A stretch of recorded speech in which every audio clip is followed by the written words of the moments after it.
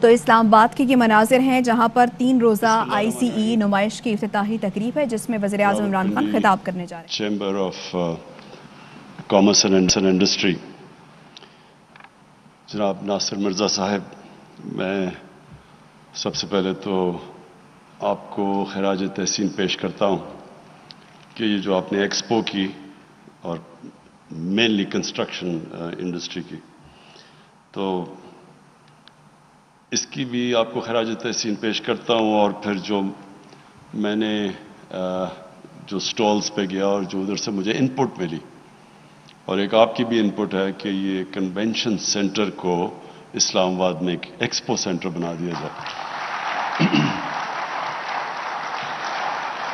اس کا بھی میں انشاءاللہ یہ بڑی اچھی سجیشن ہے اور اس کی میں ابھی کنسلٹ کروں گا اپنے کیبنٹ ممبرز کو اور میں پھر انشاءاللہ اس کے اوپر فیصلہ کروں گا۔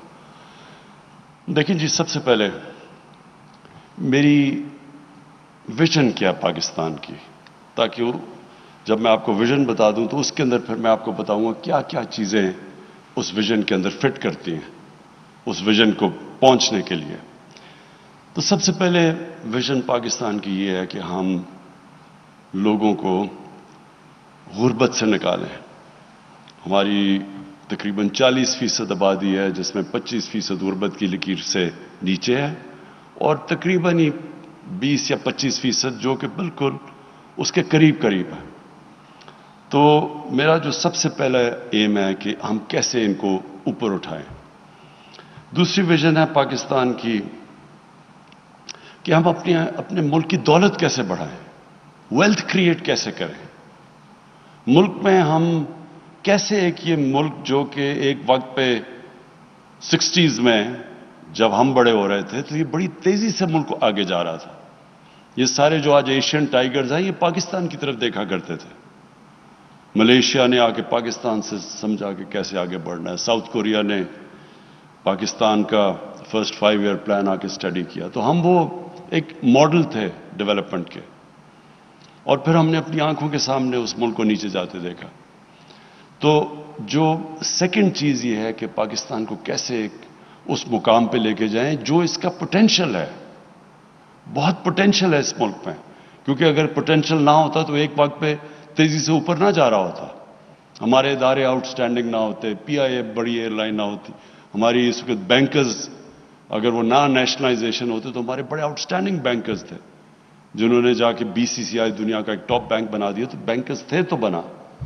تو ہر چیز میں پاکستان ایک وقت پہ بڑی تیزی سے اوپر جا رہا تھا، تو ہم کیسے اس کو واپس ادھر لے کے جائیں جو اس کا اصل مقام ہے، اور اس میں کیا کیا قدم اٹھانے ہیں اس کو وہاں لے جانے کے لیے۔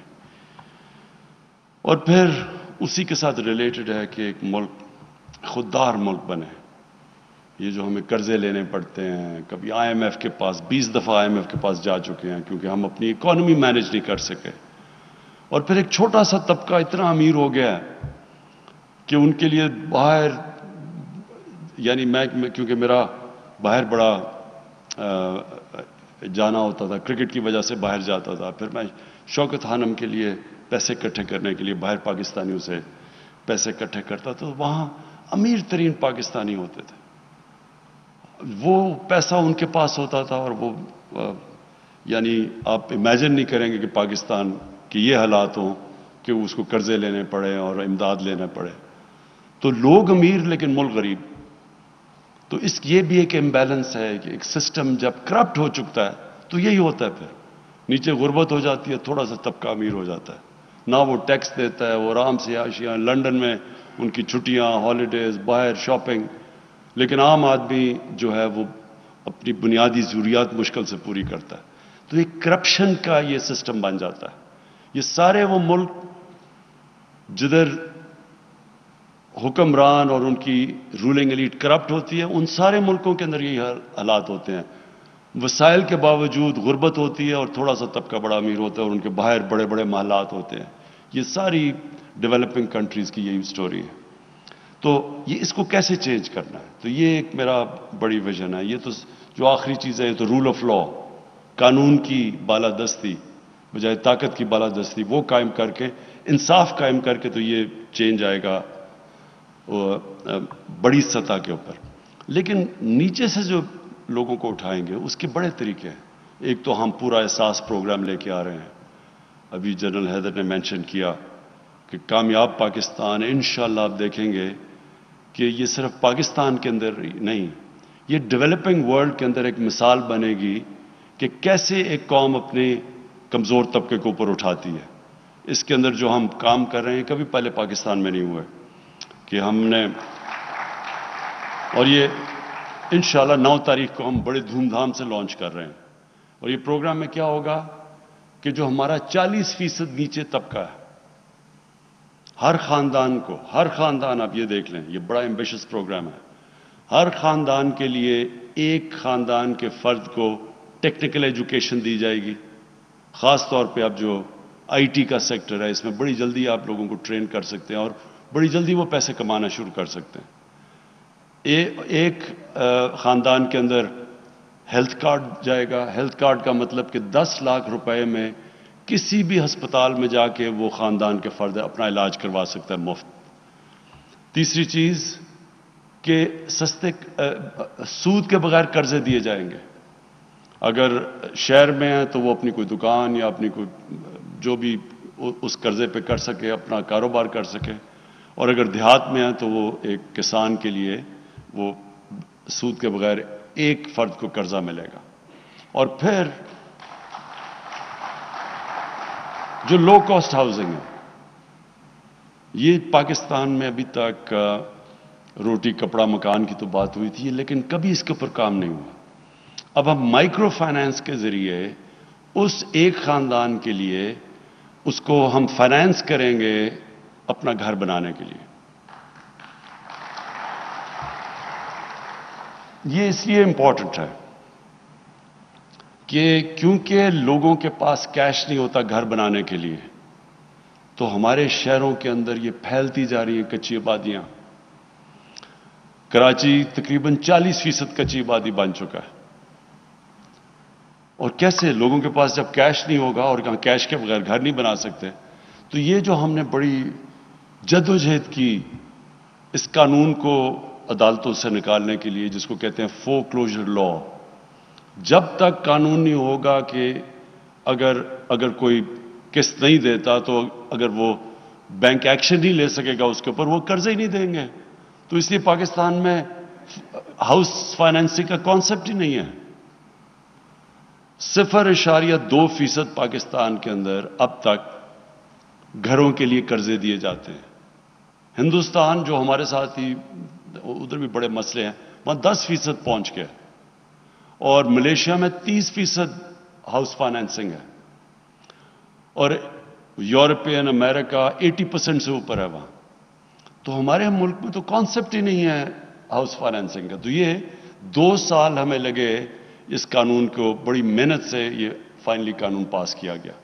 तो अब इससे पहली दफा पाकिस्तान में मौका मिलेगा उस तबके का जिसके पास कैश नहीं है घर बनाने का, उनको अब हम चांस मिलेगी कि वो बैंक से पैसे लेके तो अपने घर बना सके। और फिर जो निचला तबका है उसको प्रोटेक्ट करने के लिए गवर्नमेंट सब्सिडाइज कर रही है उसको। हम उनके लिए 5 मरले के ऊपर हमने पूरा प्लान बनाया हुआ कि हम सिर्फ 5% से ऊपर सूद नहीं जाने देंगे। 5 या 3? हाँ, नहीं, कामयाब पाकिस्तान में तो बिल्कुल हम उनको सूद के बगैर कर्जे दे रहे हैं। लेकिन उसके अलावा जो कि हम छोटे लो कॉस्ट हाउसिंग के लिए हमने फ्रीज किया हुआ है 5%। हाँ, सो हमने 5 और 3% के ऊपर फ्रीज किया हुआ है कि हम उनको सब्सिडाइज करेंगे। गवर्नमेंट उससे ऊपर सारा उठाएगी इंटरेस्ट, ताकि लोगों के ऊपर मसलन हमारी कोशिश ये है कि जो खर्चा एक आम घर करता है किराए के ऊपर, बजाय किराया देने के वो कर्जों की किस्तें देके घर अपना बना ले। तो ये एक इंशाअल्लाह पाकिस्तान की हाउसिंग में आप देखते रहेंगे बहुत बड़ी रेवोल्यूशन आ रही है। और इससे फिर एक तो सबसे बड़ा काम करेंगे कि आम लोगों के लिए घर बन अपनी छत होगी, लेकिन उससे बड़ा ये सारी इंडस्ट्री उठ जाएगी। कंस्ट्रक्शन के साथ 30 अभी जो मैंने देखे हैं डिफरेंट टाइल्स हैं, नलके, जितने भी दरवाजे, ये सारी जो इंडस्ट्रीज हैं वो सब चलनी शुरू हो जाती हैं जब कंस्ट्रक्शन उठती है। तो ये मेरा कोशिश ये है कि मुल्क को लोगों को रोजगार भी मिले क्योंकि कंस्ट्रक्शन चलेगी। सबसे ज्यादा शहरों में रोजगार कंस्ट्रक्शन से मिलता है। फिर वेल्थ क्रिएशन हो क्योंकि उससे सारी इकोनॉमी चलनी शुरू हो जाती है मुल्क में। इंशाल्लाह जो हमारी टैक्स कलेक्शन की आपने बात की, जब इकोनॉमी चलेगी तो टैक्स ज्यादा इकट्ठा होगा। वो और बात है कि एफबीआर के अंदर भी हम रिफॉर्म्स करने की अब कोशिश कर रहे हैं, ऑटोमेशन लेके आ रहे हैं ताकि एफबीआर के अंदर भी रिफॉर्म्स हो। लेकिन वेल्थ क्रिएशन से हम पैसा इकट्ठा करेंगे, अपनी रेवेन्यू इकट्ठा करेंगे, जो कि फिर जिसके ऊपर मुल्क चलता है। और जो इसका दूसरा फेज है कंस्ट्रक्शन इंडस्ट्री, उसके लिए जिस तरह जनरल हैदर ने बताया, हमने बड़े इंसेंटिवाइज किया। और मैंने जब कंस्ट्रक्शन इंडस्ट्रीज की मीटिंग्स ली तो मुझे इस चीज का एहसास हुआ कि हमारा जो सिस्टम है वो जो एक वक्त पे सिस्टम बनता है सहूलत पैदा करने के लिए इंडस्ट्री की, जो लोगों के लिए सहूलत पैदा करने के लिए सिस्टम बनता है, वही सिस्टम जब डीजेनरेट करता है, जब वो खराब होता है तो वही रुकावट बन जाता है। तो अभी मैं जब लोगों से भी बात कर रहा था तो मुझे अंदाजा ये था कि हमने इस चीज का हमें एहसास नहीं हुआ कि जो कंस्ट्रक्शन है इससे तो इकोनॉमी उठती कंस्ट्रक्शन पे है। लेकिन जब मैं ये मीटिंग्स ली तो मैंने रियलाइज किया कि हर जगह रुकावट कंस्ट्रक्शन इंडस्ट्री के लिए थी।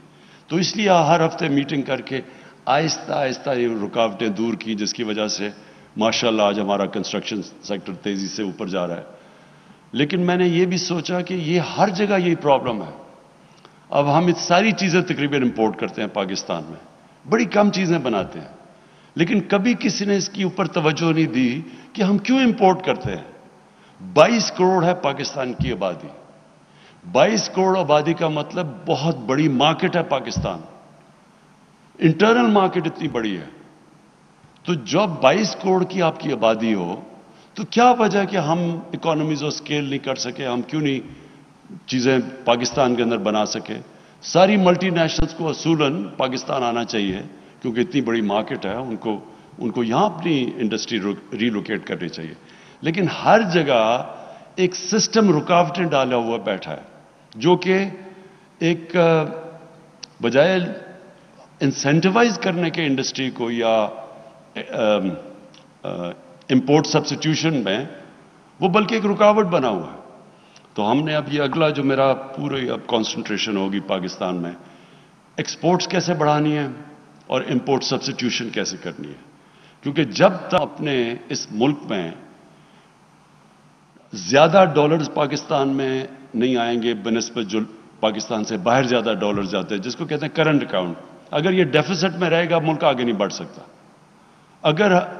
अगर इस मुल्क ने आगे बढ़ना है, वेल्थ क्रिएशन है, मुल्क ने दौलत में इजाफा होना है, तो वो जरूरी है कि हम अपनी एक्सपोर्ट्स बढ़ाएं और एक्सपोर्ट्स बढ़ाएं और फिर इंपोर्ट सब्स्टिट्यूशन करें।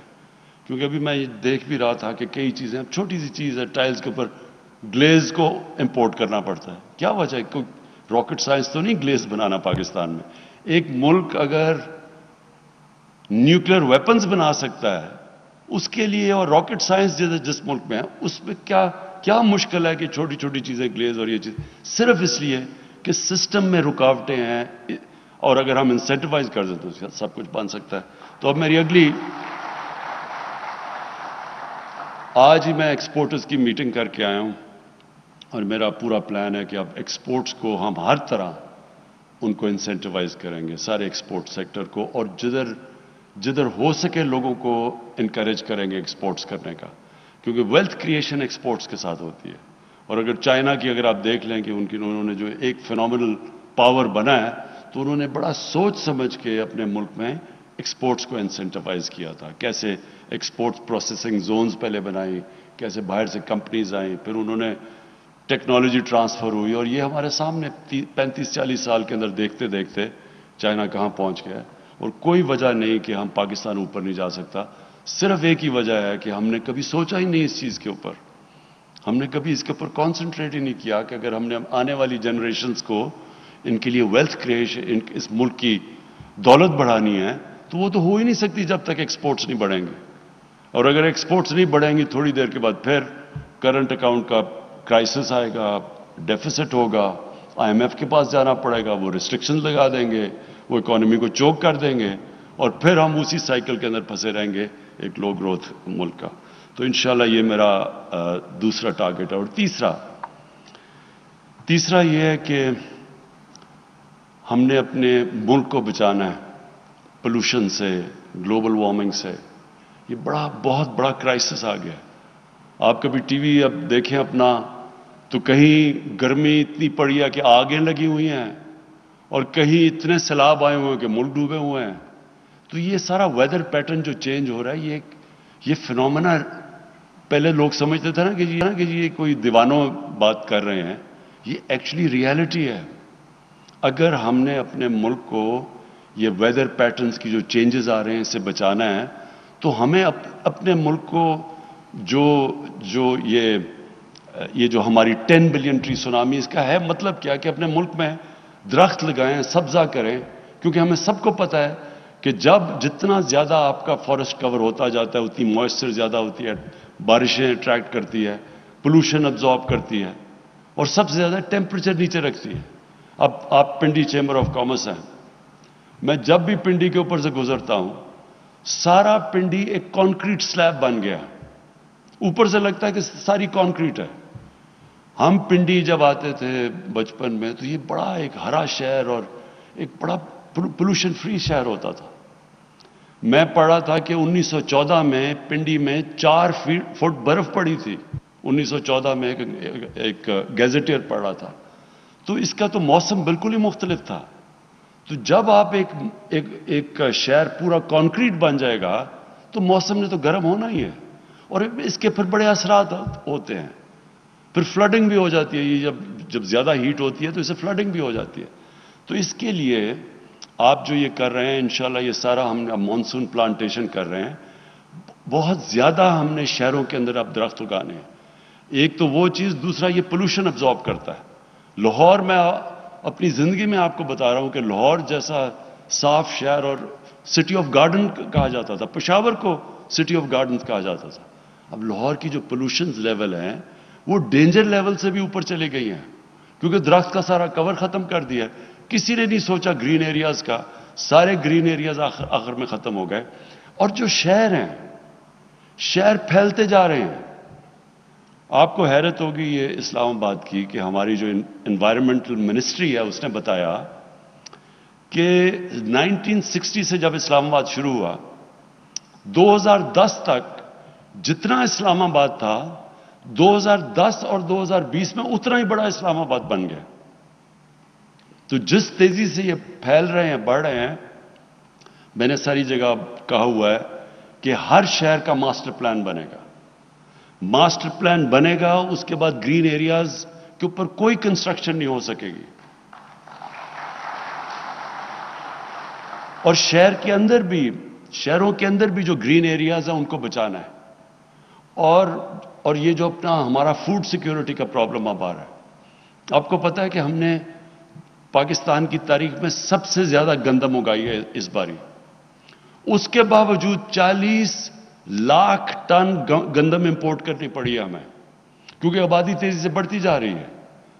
اور اگر ہم نے اپنے گرین ایریاز نہ بچائے اور یہ کم ہوتے گئے تو آخر میں بہت بڑا پرابلم ہوگا فوڈ سیکیورٹی کا.